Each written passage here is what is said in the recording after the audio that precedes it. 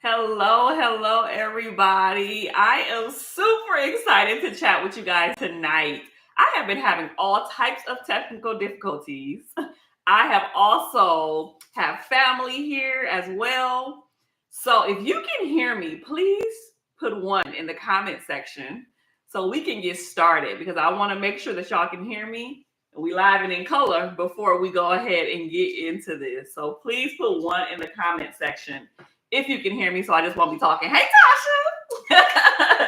So like I said, I have family here. So if y'all hear noise in the background, the maintenance guy is here fixing my air condition. Like there's a lot going on, but I did not want to cancel or reschedule. So here we are. I'm super excited to talk to you guys tonight. So for the people who do not know who I am, let me quickly introduce myself and give y'all the flow of what we'll be talking about tonight. So my name is Keandra Jackson. I am a licensed marriage and family therapist. I'm based here out of Los Angeles, California. I am an award-winning speaker. I am a best-selling author. I am a TV and media personality. I was named by Forbes as one of the next 1,000. Beyonce and the NAACP has recognized my name, my business, and my work. And across the board, I'm just really excited about helping people have healthy relationships, whether that's platonic or romantic, and then mental health. Like that's my jam, right? So how today and how this whole flow is going to go tonight is we're going to be talking about how to handle toxic family members at Thanksgiving. Okay, so I'm gonna give y'all 5 bomb, amazing things that you could start using next week tips, and we are going to get into that. We are also going to have a topic next month, y'all, about being single during the holidays as well. So we know we got Christmas, Kwanzaa, New Year's, and people be tripping on, oh, I ain't got no boo, matching pajamas. We're going to talk about that in December. So make sure to stay tuned for another live because I told y'all that I was going to go live once per month, and I'm going to keep my word, okay? So we're going to have a good time tonight. We're going to take some polls. It's going to be interactive.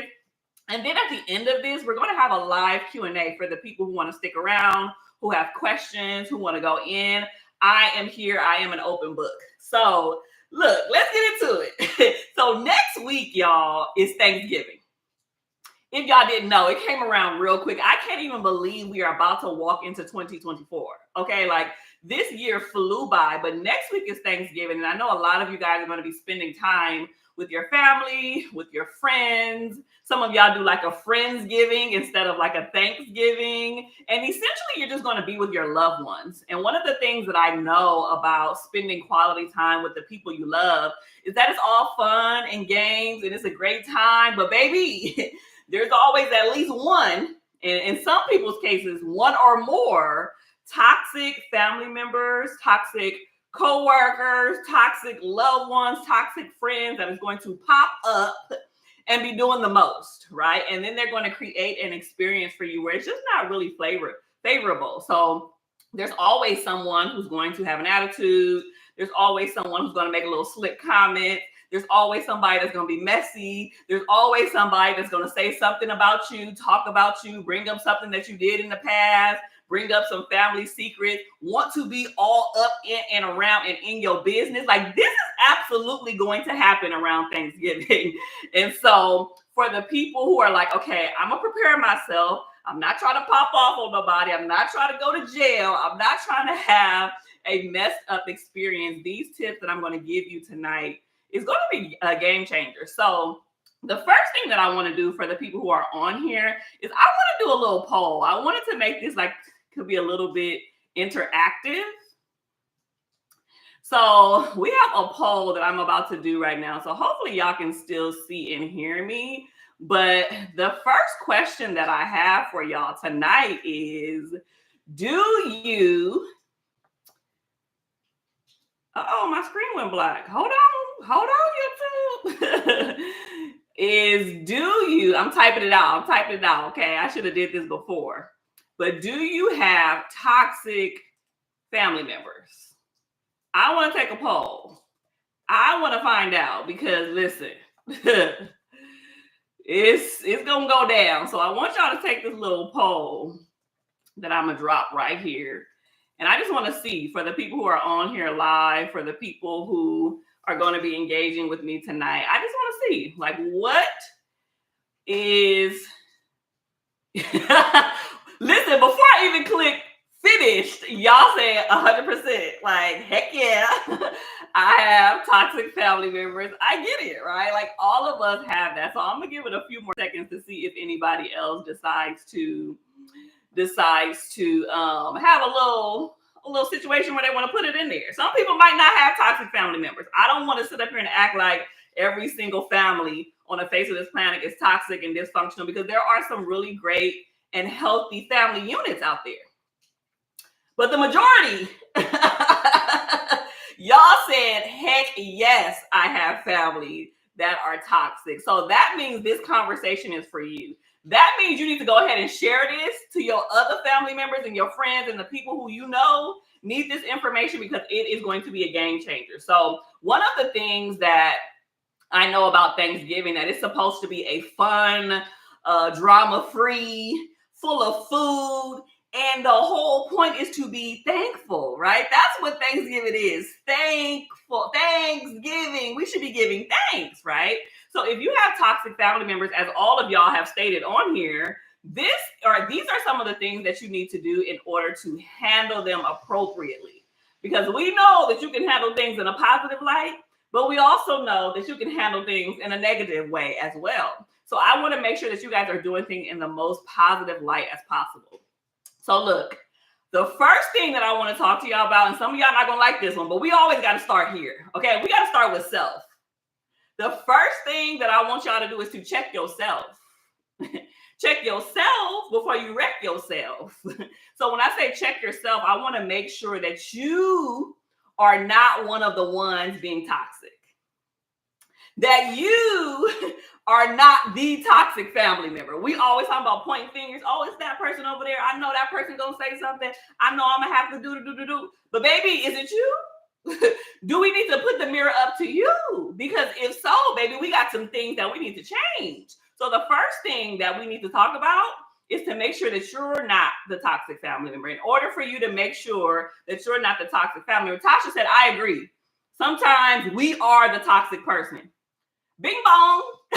And that's a hard reality. And some people don't want to admit that, or they are not even self-aware enough to know that. But we're going to get into that tonight as well. So in order to make sure that you're not the toxic one, check yourself. But also, too, you need to pray. You need to get centered. You also need to make sure that you are walking into Thanksgiving having a good attitude, that you're not coming in guarded and having a preconceived notion of how other people are going to see you and experience you. And you already thinking about the previous Thanksgiving. Well, I know last Thanksgiving and 2 Thanksgivings ago, my auntie was popping off, so I'm going to come in with an attitude. Girl, calm down. Boy, calm down. Okay, you do not have to come in on a 10 or coming in hot, as we like to say. So you don't want to walk into Thanksgiving already being defensive, because that's not going to be a good situation at all. You want to walk in there just being optimistic and hopeful. What if this is the Thanksgiving that is going to be good and calm and it's going to be amazing, but you already thinking it's going to be raggedy and a mess, and you bringing that energy into Thanksgiving, right? So if you're unsure if you're the toxic one or not, this is what you need to do. You need to ask someone, that cousin that you close with, that auntie, that other person that's in your family that can tell you the real. You need to ask them and be like, hey, so I know the last few Thanksgiving, it's been crazy. I just want to check in with y'all. Like, am I the one that be popping off? Am I the one that come in with the attitude? Am I the toxic one? And if they say yes, we got some things that we need to change. We got some things that we need to do. But if they say no, okay, cool. You know that you're not the one. So either way, it's good for you to check in with yourself and check in with other people. Now, don't talk to the cousin and the family member who's a yes person, who's going to automatically be like, no, it's not you, boo. Knowing doggone well it's you. Like, we want somebody who's going to be truthful and who's going to be honest with us, right? And if they can't do that, then they're not the person to talk to. The second thing that we need to do, I hope y'all taking notes because this is good, baby. The second thing y'all need to do is to set boundaries. Now, you guys have heard me talk about boundaries a lot of times. And actually, I'm going to drop a video next week on my YouTube channel on here. So stay connected, subscribe, watch, do what you need to do. That's going to be specifically all about boundaries. And I think a lot of people are going to need that as we are continuing to go into the holiday season with Kwanzaa, with Thanksgiving, with Christmas, with New Year's, with Hanukkah, with whatever you celebrate, right? And so setting boundaries are just those invisible lines that we set for ourselves and we set for other people. And we typically have boundaries around everything. We have boundaries around our time, our money, our kids, our sleep, our food. I know I do.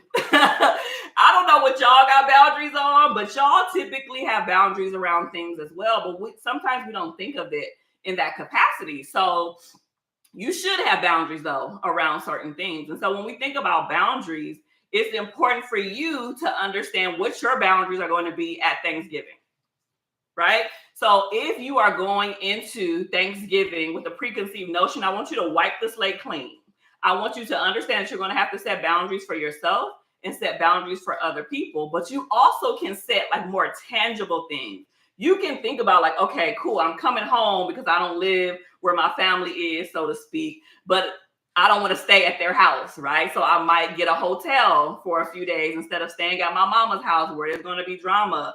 Or think about Thanksgiving dinner and you thinking that you have to be there for hours upon hours and be there all night. Well, what if you only want to stay for a few hours? What if you only want to come and eat and be there for 2-3 hours, right? These are boundaries that we can set for ourselves. You also don't have to say yes to everything. That alone is going to free up some people, okay? You do not have to say yes to everything. I know during the holiday season, I think like 4 people reached out to me for a friendsgiving and a Thanksgiving and a women's brunch and all of these different festivities. And I'm like, bruh, I'm tired. I'm exhausted. I already got some things on my plate and I can't be everywhere and do everything with everyone. So even within your family, if they're like, can you cook? Can you go pick up this? Can you run to the grocery store? Can you set up? Can you clean up? Sometimes you just have to be like, little boo. I did my part. There's about 50 other people here. How about you ask them to help, right? So making sure you're not saying yes to everything is so important because if you start saying yes to everything, you're going to exhaust yourself. You also want to see how you're going to engage with other people. Okay, so I guess what I'm saying here for this one is that you want to know who you can engage with and really kiki and have a good old time with, but also too, you want to think about who you need to be just like cordial with, right? Like being cordial with people is not the same as kiki and having a good old time. Being cordial is like, okay, hey auntie, I see you. Right? You greet them, you say hi. That don't mean you got to sit down and talk to them for hours. That don't mean you have to engage. Like if you know that person is the toxic one, you have to set that boundary with them so things will not escalate. Now, let's move on to number 3. Okay. The third thing that you want to do is you need to use your voice. I'm going to take a sip of my water on that. You basically need to speak up. Use your communication skills. And I don't know if y'all know this or not, but only 2%, I read a quote that said only 2%, 1-2% of the United States population when it comes to adults knows how to communicate effectively. Let me say that again. Only 2% of us know how to communicate effectively. So that means sharing our thoughts and feelings. That also means conflict resolution skills, learning how to resolve conflict in a successful way. So that means 98% of people don't know how to communicate right. Isn't that wild? Like, is that, am I the only person that is blown away by that statistic? Because it tells you that we have a lot of work to do as a society. And I know that I normally get on my soapbox, but I just think that communication should be talked about at a very early age. I'm talking about elementary. That should be a life skill, right? That we're teaching kids on how to effectively communicate. Because now these kids growing up, they're getting relationships, they're getting jobs, and they don't even know how to communicate effectively, okay? They don't know what to do. So it's a little tricky because when you are talking about communication, you also need to think about standing up for yourself and not cowering. Oftentimes when we get around our mama, when we get around our cousins and our aunties and all of the people who we have to, quote unquote, respect and, all of those things, we tend to just kind of like go into our little baby shell. We tend to not say nothing because we don't want to rock the boat. We tend to have, our mouths zipped and quiet. And that's when things get tricky, right? You want to be able to express what you need to express, say what you need to say, share your thoughts and all of those things, because if you don't, that's when things are going to get a little bit tricky. And so if you have not gotten to a place where you're comfortable with sharing, comfortable with expressing yourself, you need to do that, especially if you're a grown adult, okay? Like that is a skill set that you need to learn. I talk about effective two-way communication every single time, right? And so using your voice and communicating also means checking people in a respectful way.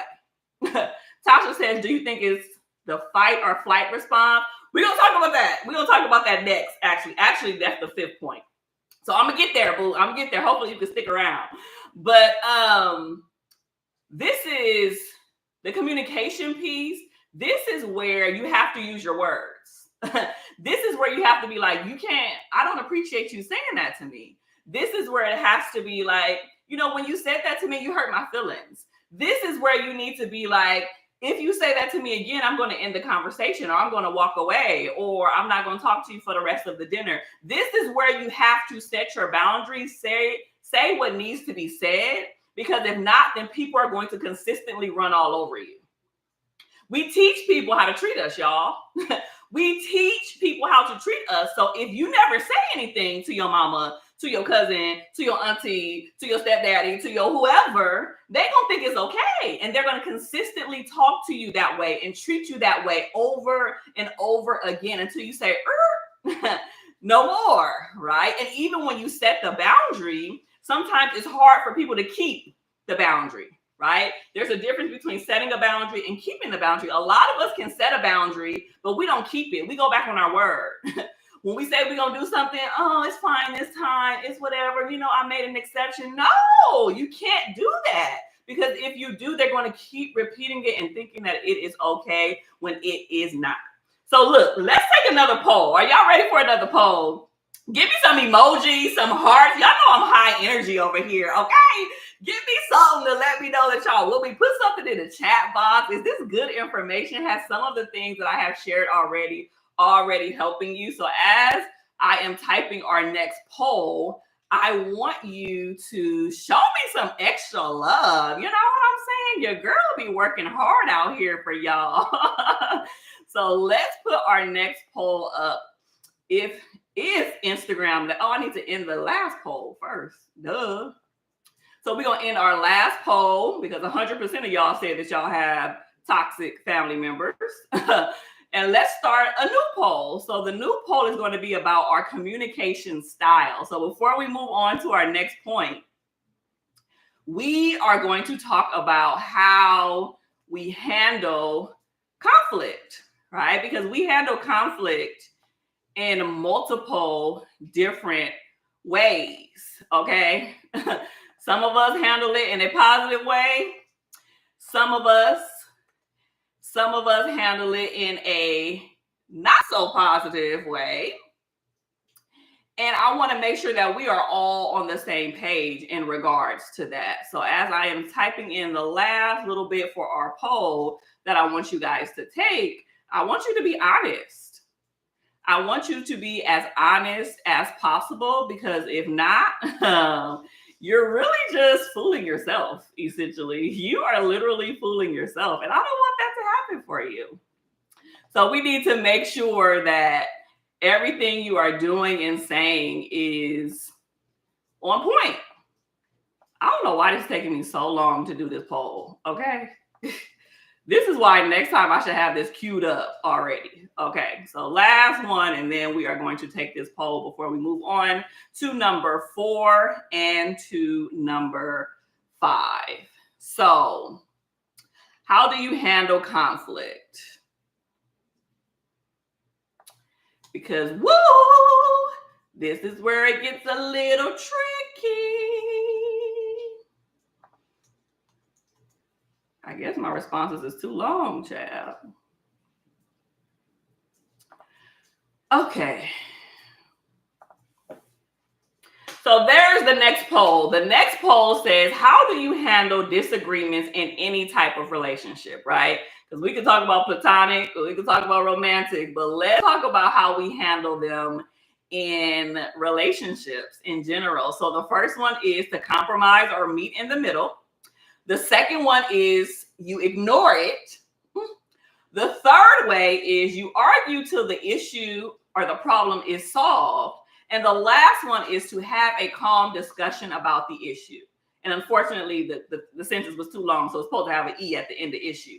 So let's just take a few quick seconds to see what y'all are saying and how y'all handle disagreements. And be honest, because not everybody can sit up here and say, because remember the statistic that I just gave y'all, right? I just said only 2% of people know how to handle communication effectively. So that means 98% of y'all, even the people are on Hill, don't know what to do when things get a little bit heated. When things get a little bit heated or are in in the heat of the moment. So 33% of y'all so far have said that you guys compromise and meet in the middle. 33% of y'all also said y'all ignore the issue. Woo! Woo!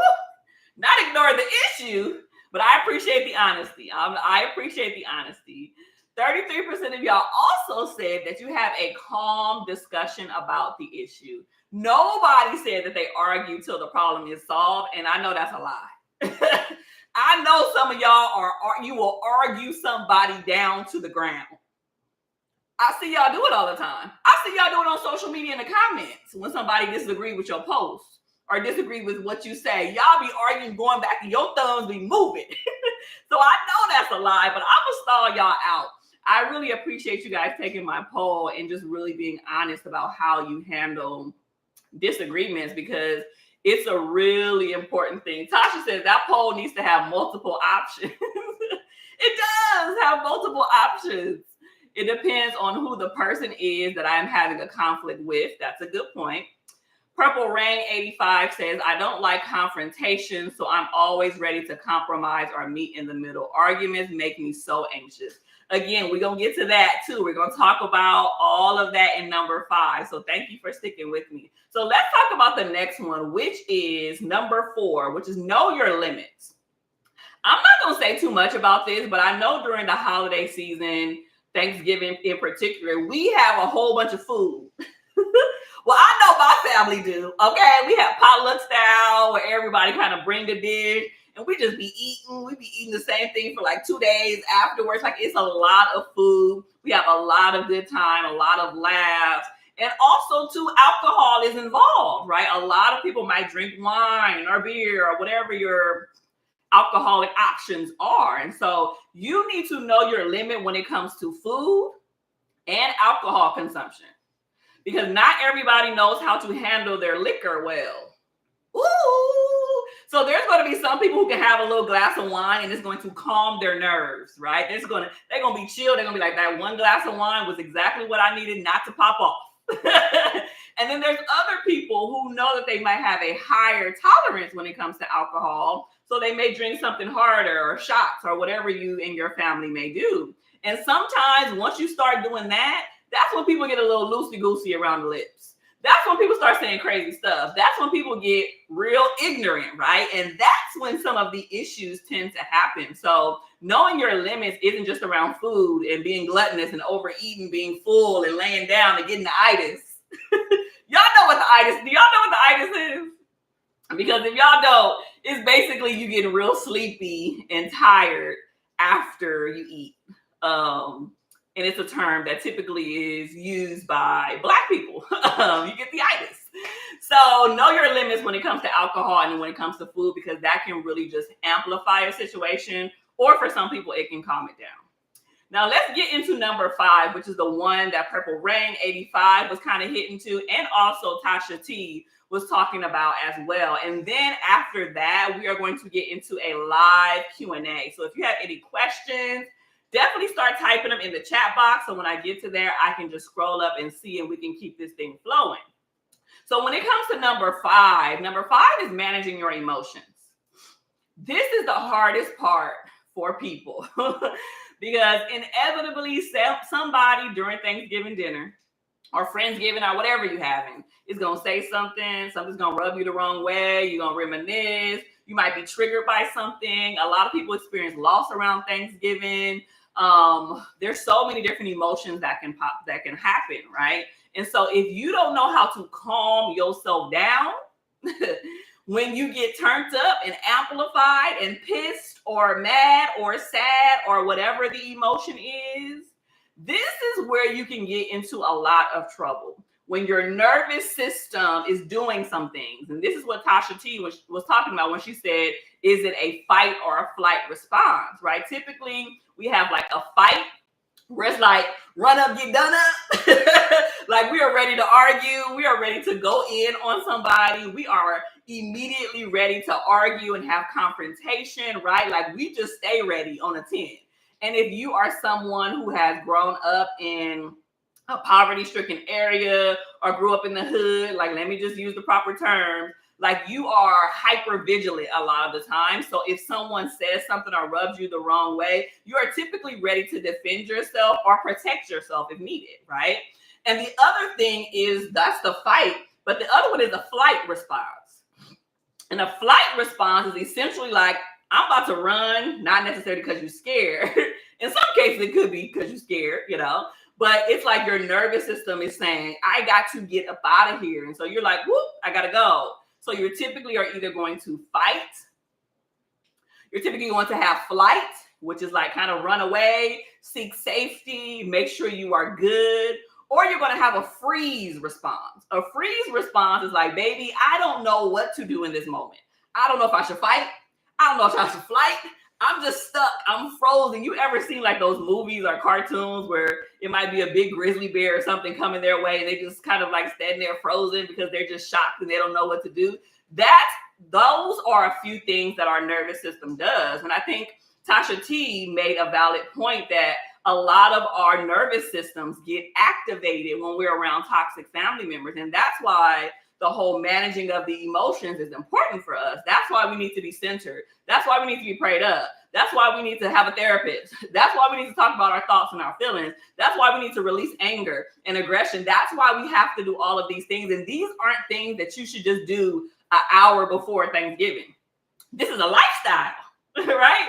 This is something you should be doing weeks and daily because this is a part of how you maintain your mental health on a regular basis. So these are the things that you should be doing on a regular basis. So when Thanksgiving pulls up, when Thanksgiving comes, this is normal for you. You like, I know how to calm myself down.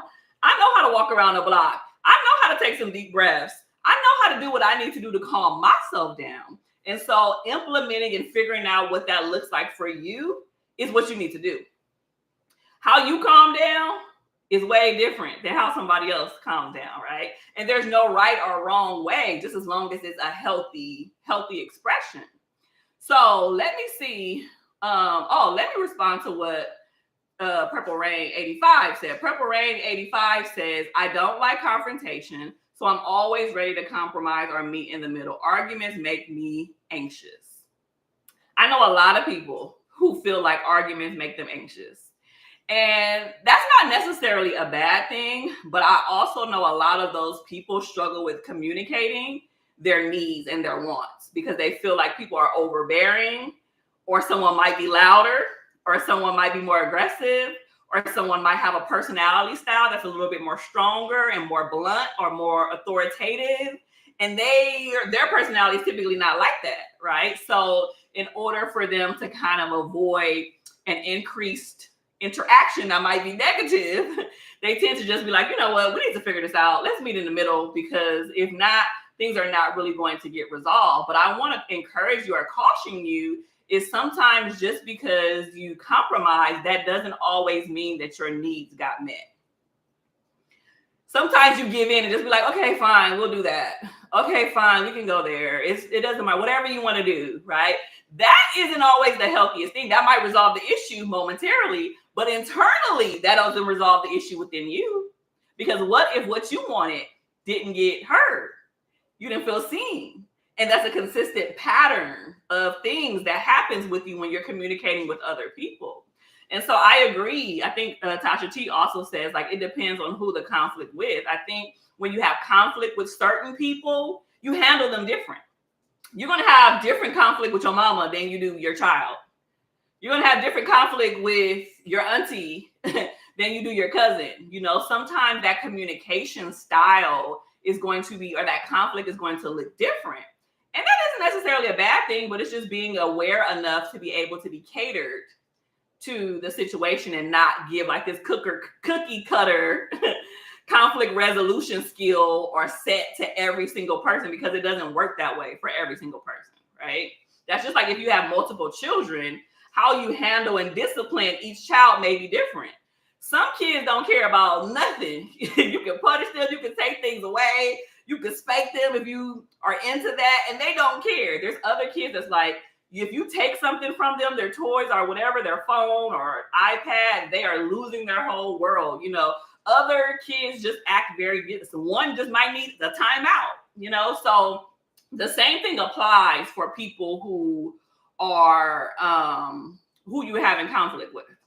So Tasha T says, so let's get into questions. Like, we're here for a Q&A. Like, I appreciate everybody who is on here, who is engaging, who's staying on, who's interactive. So let's get into questions. If you have any, feel free to put them in the comment section. Y'all already know I am all the way here for questions.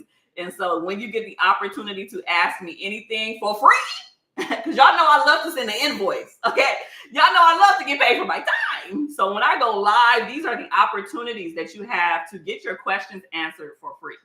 And baby, we're here for it. Okay, Tasha T says, what do you do if family treats you like you're a nuisance? Ooh, if family treats you like you're a nuisance, then that means, okay. So I have a professional answer, and then I got like a personal answer that may not be as clean. So I'm gonna give you both, to be honest with you. I'm gonna give you the Dr. Keandra answer, and then I'm gonna give you the Kiki answer. Okay, like I'm gonna give you Dr. Keandra, then I'm gonna give you Kiki. Do you love me? Okay, I'm gonna act right. Okay, so if someone treats you like a nuisance, let me give you the Kiki answer first. Then I'm gonna clean it up. Then that's fine. Let them treat you like a nuisance, because I'm going to respond like a nuisance. Okay, so that means if you treat me like, oh, you're bothering me, why are you here? You're annoying. Well, guess what? When I no longer start showing up, when my presence is absent, when you don't see me, when you don't hear from me, when I don't text you, when I don't show up to Thanksgiving for years, I can guarantee that their behavior will change. Okay, sometimes you have to literally allow people to miss you and allow people to feel that distance and that space, to be honest with you. And then they'll start to appreciate the things that they once took for granted. That's the Kiki answer. The more reserved Dr. Keandra answer is, you know what? I think you should have a conversation with them. I think you should go to the person who is treating you like a nuisance, and you should actually have a quick conversation with them, right? I did a live yesterday on Instagram with someone else, and I talked about how important timing is when you're trying to resolve conflict, right? So don't try to talk to somebody at the end of their workday when they tired. Hey, the Say Life coach, when they tired, when they exhausted, when they've been at work all day, and now you want to have this deep conversation, baby, it's probably not going to go over well. So you want to make sure that you choose the timing. Maybe when someone is in a more jovial mood, when they're more happy, excited, they had a good day, they just had good news, they watching a funny show.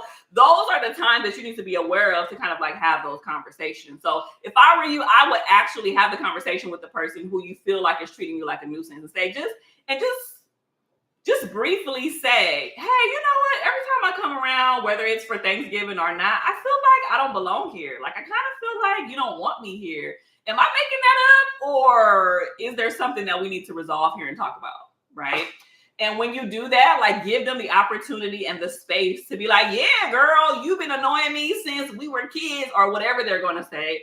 Or, because we're not perfect, they could be like, well, I'm not even sure. Like, can you give me an example? Or like, what do you mean? Like, I feel like I treat you normal. Like, this is how I've always treated you. So giving them that opportunity to kind of say yay or nay is important. I hope that's helpful, Tasha T. Purple rain, purple rain, purple rain. 85 says, how do you handle running into someone, family, or even a family friend that you're no longer speaking to, or they're not speaking to you? Would you be cordial or nah? Y'all know y'all get a little, I act up sometimes, okay? So to be honest with you, if I've been around family and close family friends where there was some tension, there was some energy, things were said or done, and it's just like, we're not really rocking on that level no more, right? I always err on the side of being cordial, honestly. I will say hi and I will say bye. That is the minimum or sometimes the maximum that you will get out of me, okay? I'm not going to sit up here and kiki and try to be friends with you and act like we all buddy and besties, and that's fake. That's fake to me, right? So I will be cordial, say hey. When you leave, and I'll be like, oh, okay, bye. That's it. But anything in between it's a no for me. And I don't think that's necessarily like something that's like, oh, that's unhealthy. But there just are some people in some relationships that can't be mended, and you still kind of have to be around them, So I would be cordial because that's just what I personally would do. But if you're not the type of person where you can be hi, where you can say hi and bye and really be authentic with your hi and bye, I don't know what's going to happen in that scenario. So hi and bye for me is like the minimum or maximum of what I would do. But the petty part of me wants to be like, I ain't saying nothing. Don't look at me. Don't do nothing to me. Don't even come around here. You see this bubble? Don't you enter into my bubble, okay? That's Kiki talking right there, okay? So I absolutely think just be cordial. And also being cordial, it kind of just sets the tone for what I was talking about a little bit earlier with like setting your boundaries, making sure you're not the toxic one.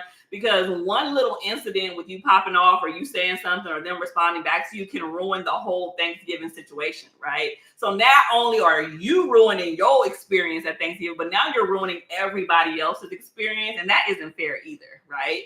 So I try my best to just be cordial. And yeah, sometimes that's all we can do. Okay. I'm not mad at you. Sometimes that is all we can do. Purple Rain says yes, because at least you tried that part. You get A for effort. You get, and if it's something that might be petty or can be resolved, maybe that is an opportunity if the person is willing to talk through it. But if it's not, that's okay too. We can't please everybody, be nice to everybody, and be cordial to everybody all the time. So at least you tried, even if the person doesn't say hi or bye to you back. Right? Because I've said hi to people before too, and they just was like, well, okay, I did my part. My conscience is clean. The Lord smiled upon me. Okay. He's not about to be like, why are you holding up forgiveness to? Nope. I did my part. So I think it's important for us to do our part and just have that level of maturity, to be honest with you. Yeah. Is there any other questions? I'm going to look in the chat box or the comment section to see if there's anything else, because if not, honey, that's all I got for y'all tonight.